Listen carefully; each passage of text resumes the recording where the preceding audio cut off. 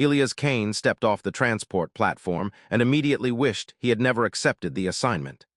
The air of Viridian was thick with ions and some sort of alien spice, or maybe that was just the panic in his stomach. He adjusted his uniform, which now seemed laughably human-sized in the cavernous royal hall, and tried to summon the confidence of a man who had faced alien raiders, collapsing starships, and bureaucratic nightmares on Earth. None of it prepared him for the crystalline towers of the Queen's throne room, which glimmered with lights that moved like living constellations. The walls pulsed in rhythm, as if the building itself were breathing, and every time Elias stepped, the floor beneath him hummed a note that made him feel like a marionette in a cosmic orchestra. At the far end of the hall, perched on a throne of iridescent metal and shimmering energy fields, was Lysera. Her long ears arched like the wings of some celestial predator, and her eyes caught the light in a way that made him feel exposed in a spotlight he had no escape from. Her laughter echoed through the hall before he even made it 3 steps, sharp and melodic, but with an edge that made him reconsider every life choice that had led him here. "So the human arrives," she said, her voice playful yet laced with venom. "I was told to expect a man of great intellect and courage. Instead, I see, well, you—" She tilted her head, ears twitching in amusement. "Do your species normally squeak when they walk, or is that just your contribution to interstellar diplomacy?" Elias forced a laugh. I guess it's my special charm," he said, though it sounded more like a nervous squeak than a quip. He tried to bow, which resulted in a sort of awkward pirouette against the humming floor, earning a chorus of alien giggles from the courtiers lined along the walls. He straightened, muttering under his breath about how he should have stuck with the orbital research station. Lysera's eyes glimmered with something beyond mockery, something calculated, and then she leaned forward, letting her fingers trail along the arm of the throne in a way that made the air itself feel electric. "You humans are amusing," she said, her voice suddenly softening. "Always thinking yourselves clever, always tripping over your own 2 feet when a single misstep could end entire worlds. I admire your audacity, if nothing else." Elias tried to smile, but the floor hummed again, reminding him of the absurdity of his position. It was then, in the middle of this surreal dance of insults and nervous gestures, that Lysera's gaze dropped to his hand. The ring, an artifact he had picked up on a dusty expedition orbiting a dead star, gleamed in the alien light. The symbols engraved on it seemed to twist, shifting subtly like tiny galaxies trapped in metal. He had never known its purpose, and now he felt like the worst kind of interstellar fool, showing up to the Queen's court with a family heirloom that might be radioactive or cursed. Lysera's laughter stopped. Just like that, the room went quiet. Even the walls seemed to pause their pulsing. She leaned closer, her eyes narrowing, sharp and dangerous, and Elias felt the weight of centuries pressing down on him. "Where did you acquire this?" she asked, her voice so soft it almost sounded like a whisper of starlight.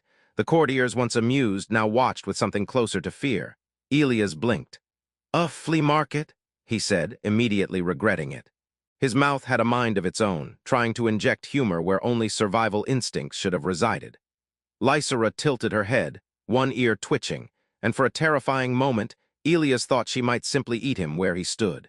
Then unexpectedly she chuckled, not the mocking laugh from before, but a quiet, amused sound that didn't make his knees shake as violently. "You humans," she said, shaking her head. "Always jokes. Always thinking levity can mask ignorance. Perhaps I should test how far your courage goes before I dismantle your species entirely."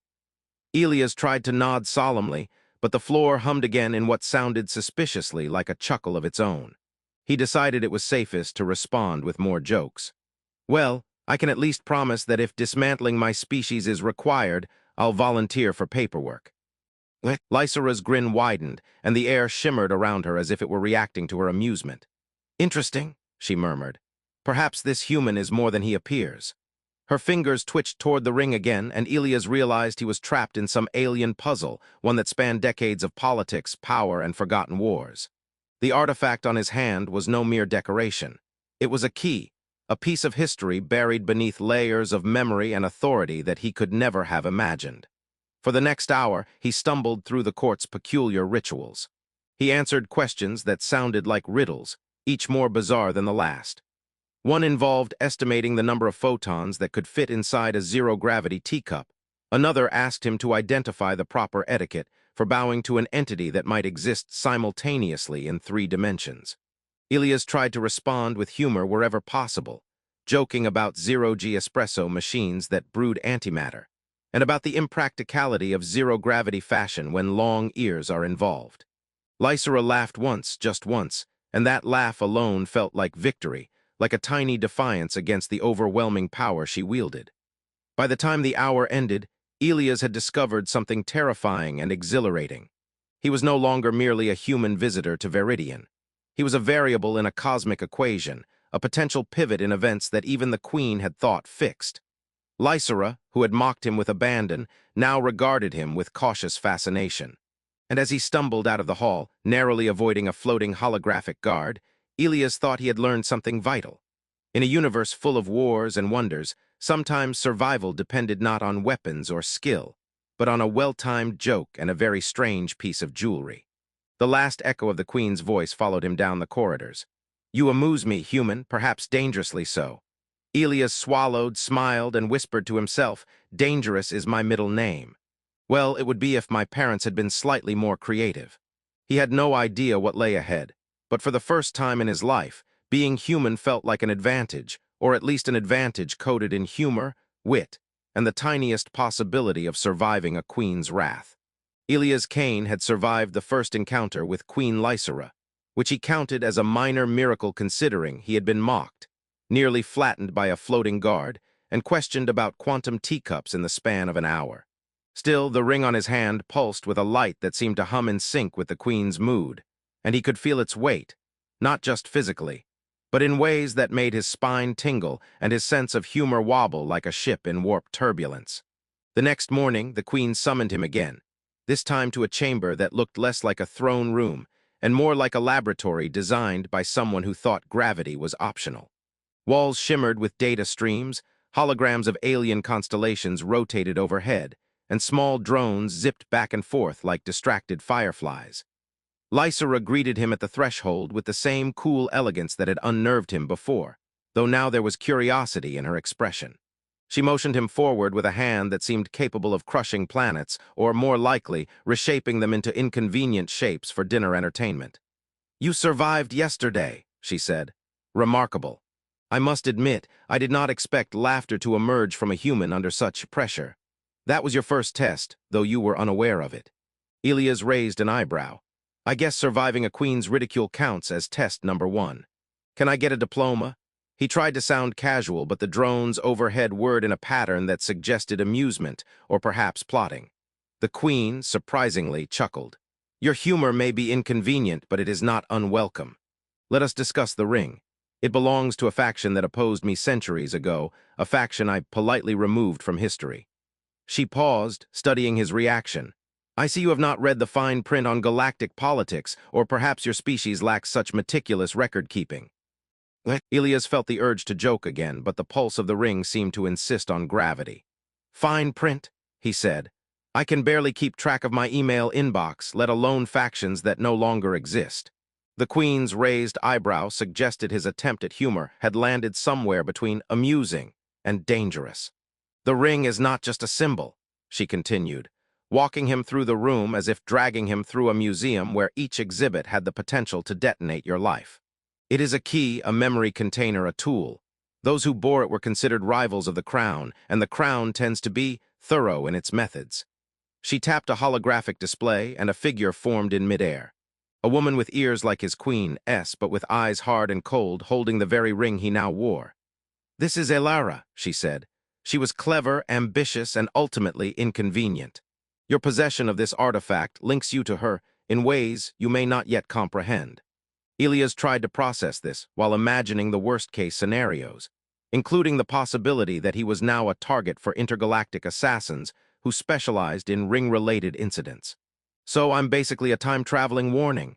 he asked, trying for levity, though his voice trembled slightly. The Queen's slight smirk suggested she appreciated his attempt, and that was dangerous in its own right. She led him to a table that hovered midair, supported by anti-gravity fields, covered in holographic projections of star systems, weapon schematics, and what appeared to be mood simulations of alien diplomats. "Your humor may have saved you so far," she said, "but now you must understand something crucial. The artifact you wear contains echoes. Echoes of Elara's decisions, her schemes, and fragments of her knowledge. You are the vessel now. Elias squinted at the projections. Vessel like a delivery service? He asked. The queen's twitch of an ear was the closest thing she had to laughter. Not quite, she said. More like a cosmic voicemail that no one else can access. Touch it wrong and you risk complications. Touch it right and you may shift the balance of power. As they spoke, drones flitted around them, testing Elias in subtle ways. A holographic adversary lunged at him with a plasma spear, and he reflexively ducked, only to find it was a simulation meant to gauge his reaction time. He straightened, exhaling, and quipped, "So, it's less, run for your life, and more, please survive my training program without getting vaporized."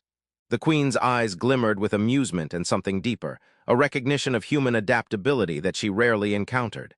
Hours passed like this, a mix of riddles, tests, and occasional jokes. She asked him to calculate the energy output of a collapsed star, then immediately followed it with a query about the proper etiquette for offering tea to an entity that existed in 4 dimensions. Elias improvised, imagining a teacup orbiting the table while attempting polite gestures with his free hand. The queen laughed once, a sound so rare it made the walls pulse differently. "You are unpredictable," she admitted. By the afternoon, Elias began to notice patterns in her questions, the subtle nudges meant to gauge not only intellect but character. The ring pulsed with faint light, and he realized it seemed to react when he made honest, uncalculated choices. When he attempted a joke, it flickered momentarily, almost as if it was amused by the absurdity of human logic. "You know," he said cautiously, "if this ring is judging me, it might be a tougher critic than the queen herself." Lysera's smile was enigmatic, an unreadable mixture of patience and calculation. She finally led him to a balcony overlooking Viridian's lower city, a place where spires of metal and crystal jutted from clouds like teeth, and ships streaked through the atmosphere in arcs of neon fire. "The artifact you hold," she said, voice softer now, "is not only a key to my past but a lens to my vulnerabilities. Few have ever possessed it, and fewer have survived the knowledge it contains. Your humor, your audacity, your human stubbornness, they may be what allows you to survive what comes next." Elias, looking out over the alien city, felt the gravity of it all and countered with his usual irreverence. "So basically, I'm a cosmic babysitter with a side of danger and a penchant for bad jokes. Got it." The queen's eyes flickered with what might have been approval, or perhaps curiosity about how long he could keep up the jokes before breaking. The day ended with Elias realizing that his life had irrevocably changed. He was no longer a visitor to an alien world. He was entwined in centuries of intrigue, a player in a cosmic chess game he barely understood, armed only with a human sense of humor, stubbornness, and a ring that might be alive in ways he couldn't yet fathom. As he left the chamber, he could hear the faint hum of the artifact, almost as if it were whispering encouragement. "Tomorrow," Lysera called after him, "we will see if your human cleverness can survive another day." Elias gave a weary grin and muttered, "Survival is my middle name, or it would be if my parents had been more creative." The echo of her quiet laughter followed him down the corridors, a reminder that the ring, the queen, and the universe itself had far more in store than he could ever predict. Elias Kane had spent weeks navigating Viridian, learning to read the subtle rhythms of a queen whose moods could warp reality itself, and discovering that the ring on his hand was far more than an artifact. It was a voice, a guide, a trickster, and occasionally a critic. He had survived challenges that ranged from quantum paradoxes to simulated assassinations, all while keeping his sense of humor intact. Somehow, the queen had begun to depend on his insight, his human stubbornness, and his occasional ridiculous quips to unravel secrets even she could not fully grasp. It was a precarious alliance, like balancing a moon on a toothpick, yet it worked, and slowly Elias began to understand the strange power of his place in this alien world. The day began with Lysera summoning him to the Grand Observatory, a place where Viridian's twin suns arced across the sky in synchronized chaos, casting shadows that moved against the laws of physics. Holographic star maps filled the space, projecting histories and battles of empires long forgotten. She regarded him with the sharp gaze that had once mocked him mercilessly. "Today, human," she said, "we confront what you were brought here for. Your possession of the ring has caused ripples, some deliberate, some unforeseen, and some dangerous." Elias smiled, leaning against a railing that defied gravity with polite stubbornness.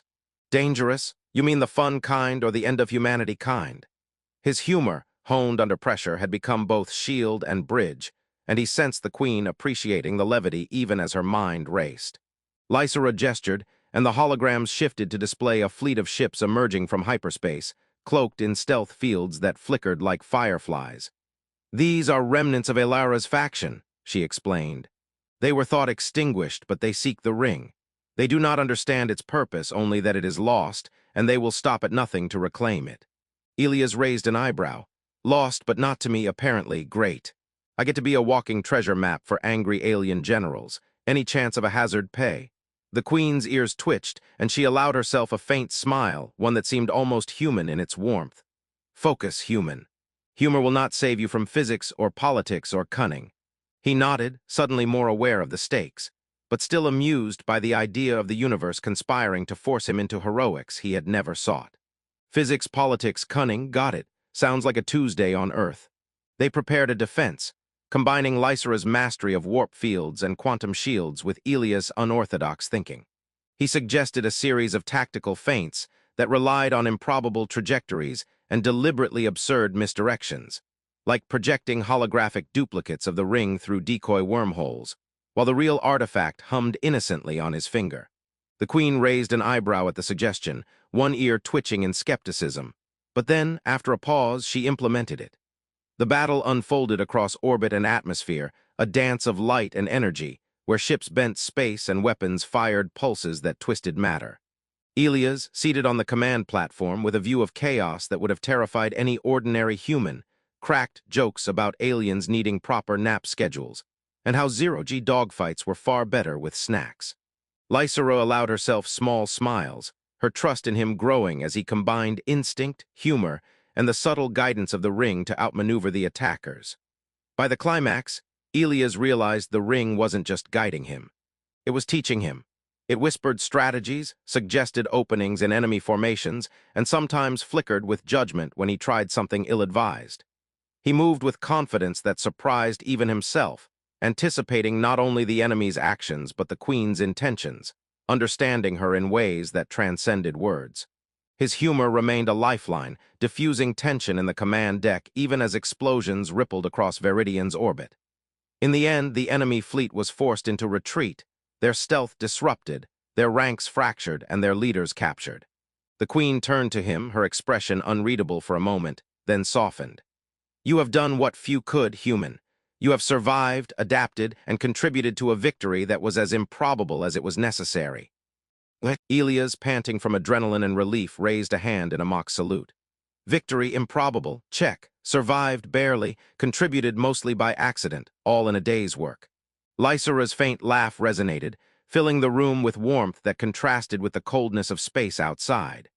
She stepped closer, and Elias felt the weight of centuries in her gaze, the unspoken acknowledgement that he had earned a place in a universe that once saw him as inconsequential.